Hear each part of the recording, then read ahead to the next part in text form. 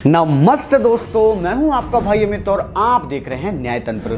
दोस्तों, हरियाणा और जम्मू कश्मीर में हुए इलेक्शंस का रिजल्ट आ चुका है, जिसमें बीजेपी ने जीत की हैट्रिक मारी है। तो वहीं दूसरी तरफ दुनिया भर के प्रपंचों के बाद एक बार फिर से हरियाणा में कांग्रेस की हार हुई है। इसी के साथ ही देश के सबसे समझदार और बुद्धिमान नेता माननीय राहुल गांधी जी अपने कैरियर का 88वां इलेक्शन हार चुके हैं। सॉरी। लेकिन दोस्तों, ये सिर्फ इलेक्शन का रिजल्ट नहीं था, बल्कि इलेक्शन और इसका रिजल्ट जनता के द्वारा दिया गया संदेश है। संदेश है कि अब कांग्रेस के झूठे वादों की नफरती दुकान और नहीं चलेगी। संदेश है कि बेहतर नौकरियां और आर्थिक तथा सामाजिक सुधार के सपने दिखाकर घोटाले करने की चीजें अब कांग्रेस की परंपरा बन चुकी हैं और ये चीजें अब जनता नहीं सहेगी। कांग्रेस के चुनाव हारने का इससे भी बड़ा कारण है राहुल गांधी के द्वारा खुलकर हिंदुओं की भावनाओं को ठेस पहुंचाना। हिंदुत्ववादियों का राज है, हिंदुओं का नहीं।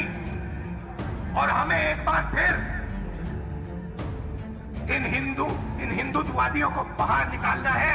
दोस्तों, ये तो हम सभी जानते हैं कि कांग्रेस की मुसलमानों की तुष्टीकरण की नीति आजादी से पहले से चली आ रही है, लेकिन हद तो तब हो जाती है जब चमचों के सबसे समझदार नेता राहुल गांधी ये भूल जाते हैं कि 20% वालों के चक्कर में अगर 80% वालों को बुरा भला बोलोगे तो इलेक्शन में लुटिया तो डूबेगी ही। हिंदू और उनकी आस्था से कांग्रेस को और खासकर राहुल गांधी को कितनी नफरत है, इसका अंदाजा आप इसी बात से लगा सकते हैं कि कांग्रेस ने प्रियंका गांधी के मुख्य राजनीतिक सलाहकार और पार्टी के वरिष्ठ नेता आचार्य प्रमोद कृष्णम को सिर्फ इसलिए 5 साल के लिए पार्टी से सस्पेंड कर दिया क्योंकि वो पार्टी के मना करने के बावजूद भी राम मंदिर की प्राण प्रतिष्ठा में शामिल हुए थे। इतना ही नहीं दोस्तों, राम जी की भक्ति करने को लेकर कांग्रेस के नीच लोगों ने अपनी एक वरिष्ठ प्रवक्ता राधिका खेड़ा के साथ भी नीचता की और बदतमीजी की सारी हदें पार कर दी थी।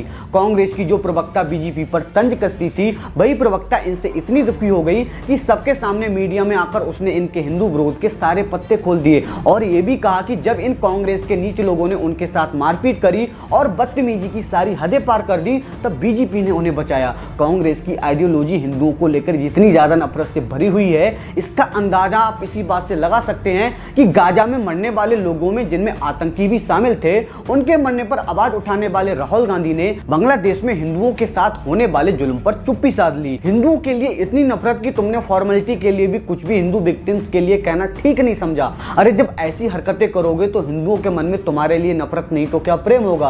कभी सांसद में हिंदुओं को हिंसक बताना, कभी राम मंदिर को नाच गाने वाला प्रोग्राम बताना, तो कभी शक्ति के खिलाफ लड़ाई की बात करना। मेरी तो ये समझ में नहीं आता है कि कोई आदमी इतना बड़ा बेशर्म कैसे हो सकता है कि पहले किसी समुदाय की लगातार भावनाओं को ठेस पहुंचाए, इसके बाद उनसे वोट पाने की उम्मीद करे। इस एंटी हिंदू मानसिकता के अलावा कुछ पॉलिटिकल कारण भी हैं जिनके कारण कांग्रेस की वहां पर लुटिया डूबी है, क्योंकि जिन राज्यों में कांग्रेस की सरकार थी वहां तो इन्होंने ऐसी पॉलिसीज इंप्लीमेंट करी कि हिमाचल दिवालिया होने की कगार पर पहुंच गया और कर्नाटका को तो आर्थिक नुकसान उठाना पड़ा ही, जिसकी बात हमने अपनी पिछली वीडियो में करी थी। अगर आपने वो वीडियो नहीं देखी है तो जरूर देखिए। दूसरा, जो पॉलिसीज बीजेपी के द्वारा चलाई गई थी और जो जनता के हित में ठीक तरीके से काम भी कर रही थी, उन पॉलिसीज को भी कांग्रेस की आला कमान ने अपनी सरकार बनने पर बंद कर दिया, जिससे जनता को कुशासन की दोहरी मार झेलनी पड़ी। इससे भी बुरी बात तो यह है कि कांग्रेस ने चुनावी वादों को पूरा करने के लिए कर्नाटका के फंड का गलत इस्तेमाल किया।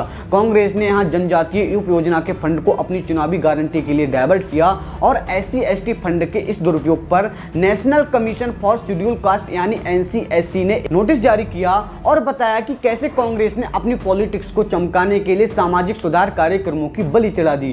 कांग्रेस ने सिर्फ जनता का ही नहीं बल्कि अपने सहयोगियों का भी भरोसा खोया है। इसका सबसे बड़ा उदाहरण जम्मू में उमर अब्दुल्ला का कांग्रेस के लचर प्रचार को लेकर गुस्सा था। वहीं दोस्तों, हरियाणा में अब अगर हम बीजेपी की बात करें तो इस बार बीजेपी ने बेशक बहुत अच्छा प्रदर्शन किया है। बीजेपी का अभी वोट शेयर 39.87% है, जो कि 2019 से 30% ज्यादा है और 2014 से तो 6% ज्यादा है। इसकी सबसे बड़ी वजह यह है कि बीजेपी का हरियाणा के किसानों के लिए अच्छी पॉलिसीज इंप्लीमेंट करना। दोस्तों, झूठ फैलाने में महारत रखने वाली कांग्रेस कितना भी फर्जी प्रचार कर ले, लेकिन MSP समेत दूसरी सभी मुद्दों पर बीजेपी ने किसानों का भरोसा हासिल कर लिया है, जिसका सबसे बड़ा उदाहरण है हरियाणा में बीजेपी के वोट शेयर का बढ़ना।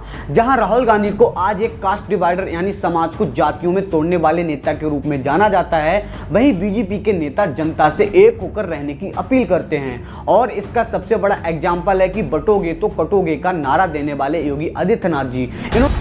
बांटेंगे तो कटेंगे।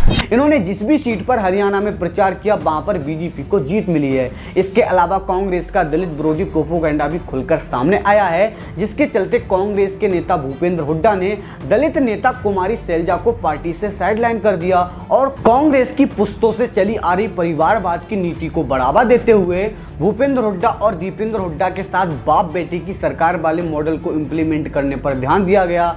जहां एक तरफ इस तरह की हरकतों से कांग्रेस ने दलितों में अपनी पैठ खोई, वहीं दूसरी तरफ दलित वोटर्स में बीजेपी की पैठ बढ़ी और 17 ऐसी आरक्षित सीटों में से बीजेपी ने 8 सीटों पर भारी मात्रा में जीत दर्ज की और ये उनके लिए बहुत बड़ी उपलब्धि है।